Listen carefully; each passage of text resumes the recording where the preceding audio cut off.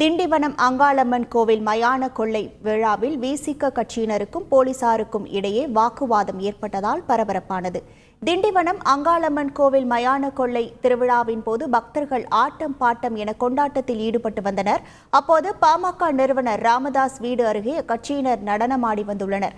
அவர்களை தொடர்ந்து விசிக கட்சியினர் நடனமாடி வந்த நிலையில் விசிகவினரை போலீசார் முன்னால் செல்லும்படி அறிவுறுத்தியதாக கூறப்படுகிறது. இதனால் இரு தரப்பினருக்கும் இடையே வாக்குவாதம் ஏற்பட்டதை அடுத்து போலீசார் லேசான தடியடி நடத்தியதாக தெரிகிறது. இதனிடையே மது போதையில் இருந்த தினேஷ் என்பவர் காவலரின் சட்டையை பிடித்து இழுத்ததாகவும் அதனால் ஆத்திரமடைந்த காவலர்கள் தினேஷை காவல் நிலையம் அழைத்து சென்று தாக்கியதாகவும் கூறப்படுகிறது. தொடர்ந்து தினேஷை விடுவிக்க கோரி விசிகவினர் சாலை மறியலில் ஈடுபட்டதை அடுத்து காயமடைந்த தினேஷ் மருத்துவமனையில் அனுமதிக்கப்பட்டார்.